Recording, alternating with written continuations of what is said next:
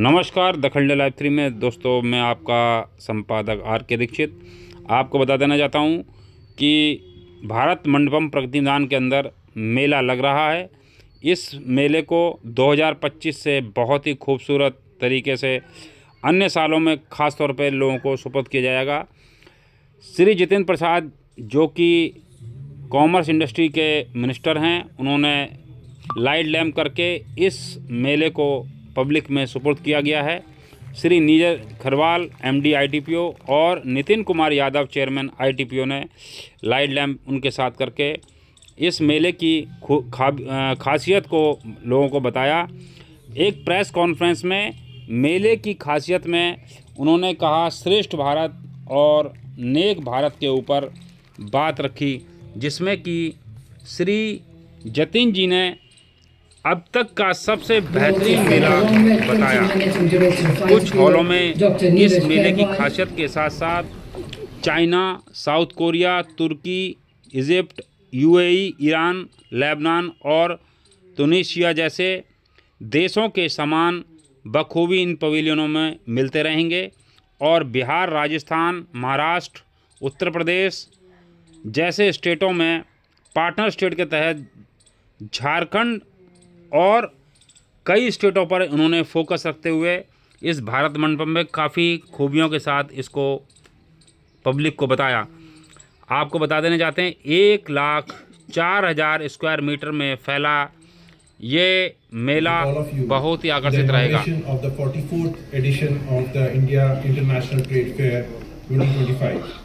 at the prestigious Bharat Mandapam Convention Center in New Delhi. We are deeply honored by the gracious presence of our chief guest, Honorable Shri Jitin Prasad ji. Sir, your continued leadership in strengthening India's trade policy, in advancing multilateral and bilateral partnership, and in promoting. मैं कह सकता हूँ south Asia का एक बहुत बड़ा event बन के उभरा है इन वर्षों में, और ये कोई मामूली चीज नहीं। ये हम लोग बचपन से ट्रेड फेयर देखते हुए आ रहे हैं,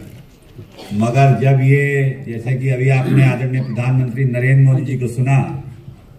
कि ये भारत मंडपम जैसे आइकॉनिक बिल्डिंग में हो रहा है, तो ये इसके ट्रेड फेयर के और चार चांद लग जाते हैं और दर्शाता है कि ये नया भारत का आगाज है और ये नई भारत की सोच है जो साकार होते हुए दिख रही है, जहाँ वर्ल्ड क्लास इंफ्रास्ट्रक्चर और वर्ल्ड क्लास इवेंट्स इस भारत मंडपम जैसे जो ये बन के तैयार हुआ है हमारी आंखों के सामने, ये बहुत बड़ी चीज है। ये बच्चे तो इतना नहीं जानते होंगे, मगर जिन्होंने पुराने वाले एग्जीबिशन देखे और आज देखेंगे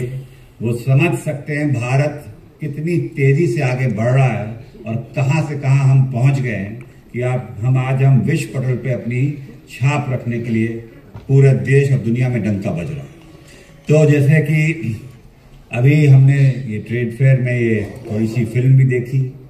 और प्रधानमंत्री के कुछ शब्द भी सुने, तो ये ट्रेड और ये ट्रेड एग्जीबिशंस यही आने वाले समय में और ये भारत का एक रास्ता बन रहा है, जो विकसित भारत की परिकल्पना आदरणीय प्रधानमंत्री जी ने सोची है 2047 तक, वो इन्हीं और ऐसे ही इवेंट्स और ऐसे ही लोगों का देश और दुनिया का जो केंद्र बनेगा भारत, जो यहाँ आज हम लोग देख रहे हैं कि जो बताया गया कि कितने राज्य, कितने मंत्रालय, कितने देश, कितने छोटे छोटे हमारे एमएसएमईज और देश के जो हुनर रखते हैं, कला रखते हैं, क्राफ्ट्समैन से लेके मॉडर्न भारत की जो तस्वीर है और इनोवेशन की तरफ जो बढ़ रही है टेक्नोलॉजी के क्षेत्र में, वो सब चीज का समागम ये इंडिया इंटरनेशनल ट्रेड फेयर में आने वाले समय में कुछ दिनों में आपको दिखेगा, जो अगले 2 हफ्ते ये प्रदर्शनी लगेगी। तो मुझे बड़ी प्रसन्नता है कि यहाँ पर जो कार्य हो रहा है वो बिल्कुल प्रधानमंत्री जी की मंशा अनुरूप जो विकसित भारत की ओर हम लोग आगे बढ़ रहे हैं।